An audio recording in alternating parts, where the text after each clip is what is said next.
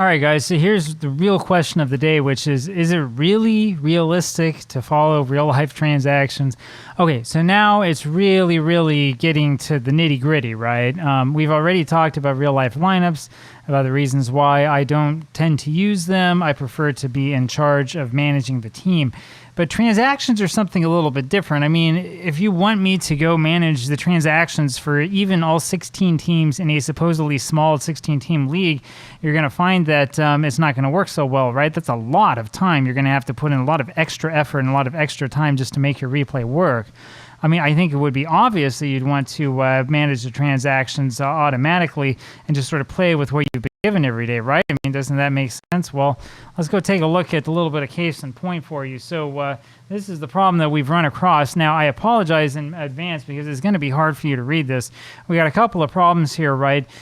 This isn't really an Arch Linux problem. What's happened is I've had to update to the newest version of VirtualBox, which unfortunately makes it so that this text is kind of hard to read. I've complained about it before. There's not really a good way to enlarge the text here as we go through it because it's just not really, the program's not really set up right for these types of monitors, right? So you're going to have to bear with me a little bit.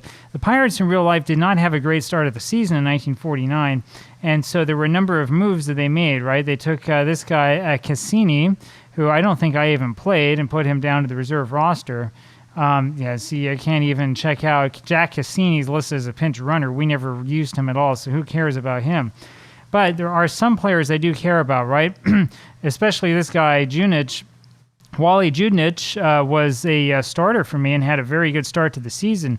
In real life, he only played 10 games for the Pirates, had a total of 35 at-bats. It really didn't do much with it, didn't hit with any power at all. He's hit with a little bit of power for us with 4 doubles as opposed to 1. He's got a better batting average than he did in real life and was on base a little bit more of the time. I'm not saying that the guy was a great hitter, but he was really feasting off of right-handed pitchers, right? Now, I mean, this is mostly just sort of luck of the draw, and this is what happens when you're dealing with guys who have a low sample size, right? When we're looking at how many plate appearances, 36 plate appearances in real life, and I gave him 93 in the replay, you're going to have some pretty crazy things happen, right?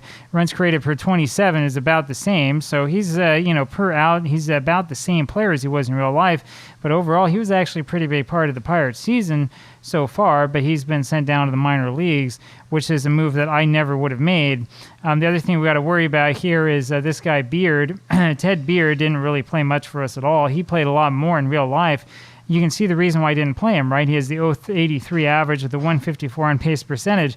Who wants to play this guy, right? So he was also sent away. And then the big one, the one that for me is the real killer, is Johnny Hopp.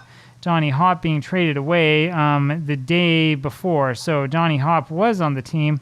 I'm looking through here to see if I can find him, and I can't find much out about him. I'm not quite sure why this is not showing me much about Johnny Hopp. Don't really know what exactly is going on. I'm assuming that he went over here to Brooklyn, and it looks like I may have been incorrect in that. At any rate, I'm sorry, it should be over, I think, with Boston, right? Because Marv Rackley has come over to Pittsburgh. No, that's also not quite correct. So I'll take a look here and see if I can figure this out. Hopp ends up going to Brooklyn. So he is with the Brooklyn Dodgers. This is a problem because we had Hopp as like the starting first baseman for the Pirates. Now, for some reason, when I look at Diamond Mine, it's not going to tell me anything about the players that haven't really started yet, so we'll have to go probably into a different place to take a look at this. In fact, we can go ahead and do this right now. We'll go over here over to roster, it's not going to show me the roster manager profile, so we'll have to take a look at that in a second. We got Marv Rackley in return, and now I think we can go to the roster manager profile. Don't ask me why we can't have both of those pages open at the same time. So Johnny Hopp's the one that we want to look at. Diamond Mine's a little bit weird about this, right, where we'll have separate entries for the same player, for each of the teams he played with in real life because people really like to cut things down for some reason like that. And I'm looking at this. Here he is. Like, I can't find him. Yes, you can see he's listed here as having a bunch of zeros, right, which isn't true. We go over here. We look at the Pittsburgh Pirates. We should be able to find Hopp here somewhere. He should have a inactive. Here we go. NOR. Yeah, not on roster. So Hop was hitting only about 245, but he was doing a lot of starting here for the Pirates. And I'm a little bit surprised that he's been traded. I don't know exactly what the status of all of this is, but he was basically the starting first baseman. And he had 411 plate appearances in real life. So I'm assuming that means that he comes back, or there may be something strange about how this is programmed.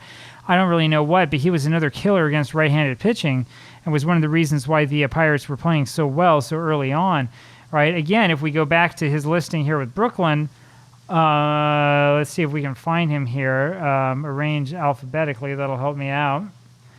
Yeah, if you go back to this with Brooklyn, all that is listed here is what his statistics were with the Dodgers, where he got 0 hits in 14 at-bats, 14 plate appearances after 2 starts. So, I mean, we'll see what happens. We'll take a look and see if he comes back. And, yes, it is Brooklyn where Marv Rackley came from. Rackley was hitting 351 for the Dodgers and hitting actually quite well. So we'll take a closer look at this and see if we can figure out exactly what is going on. Because when we look over here at the Pirates listing for Rackley, if I remember right, I see you have to do this different for every single team. It's very much a pain. He only gets statistics for the little bit of time that he was actually with the Pirates, which is a total of 11 games. So go figure. I'm guessing that this is a trade that went through and then went away again. I'm supposing. This is, anyway, really interesting thing to have happen. And at the very least has caused a lot of issues here for the Pirates. Yeah, look at this. The Pirates do acquire Hop via trade with the Dodgers, and they trade away Rackley in June. So this is going to be a temporary condition just for, 2 weeks or something like that. And then these guys will go back and switch places again. So interesting stuff going on here. You may know more about this than I do. It's certainly a possibility. But the point here is, like, does this actually make sense, right? Like, I mean, if I were really in charge of the 1949 Pirates and they were playing like this, would I actually make this trade? Probably not. If I were actually in charge of the Dodgers and I either were having a hard time finding a good left fielder, would I make this trade? Absolutely not, right? Not if he's hitting like that, hitting over 300. Why are we trading him for a first baseman? I mean, the Dodgers already have, an all-star first baseman. You don't need to get this other guy. Anyway, but that's the big question, right? Which is, so what do you do? What do you do when you're in this kind of replay situation? I mean, do you go ahead and go with the trade, right? Even if you know that the team's not doing very well. If you're in 1964 and the Cubs are playing really well and Lou Brock is stealing bases like left and right out of sight, do you actually allow him to be traded to the Cardinals, right? Or do you try to rewrite history? That's part of what the question is. I personally don't know. I don't know exactly how what the best way is to come to terms with this, right? I think that we have difficulty, especially in games like Diamond Mine Baseball, Out of the Park, and other games that try to adjust for things like park factors and errors, but have a difficult time doing so, right? A little bit of it is the park factor, but a little bit of it is also stuff that's really, really difficult to measure, such as like the fit on the team, what the clubhouse atmosphere is like, and so on and so forth. I mean, look no further than everybody's favorite punching bag team, the Mets of 1992 and 1993, for a team that had a lot of names and a lot of guys who had played good once and should have been at least better than average, who ended up being worse than average in the end because there was really poor clubhouse cohesion. So anyway, just a few of my thoughts on the subject. I would love to know how you do this and how you deal with this, right? There are different ranges. You can play some games. I know Action PC Baseball allows you to do this, and of course OOTP is famous for this. You can play some games where you can just do whatever trade you want, but you have to be careful there because it's a huge temptation for you to just go ahead and fleece the computer manager. So is that the right way to do it? Or do we have to dig a little bit deeper? Do we have to do something, or sometimes we have to sort of grin and bear it when we see trades that happen in real life that we wouldn't accept if we were given them in the context of this replay? Again, love to know your thoughts on the subject, and I'll talk with you again tomorrow. Bye-bye.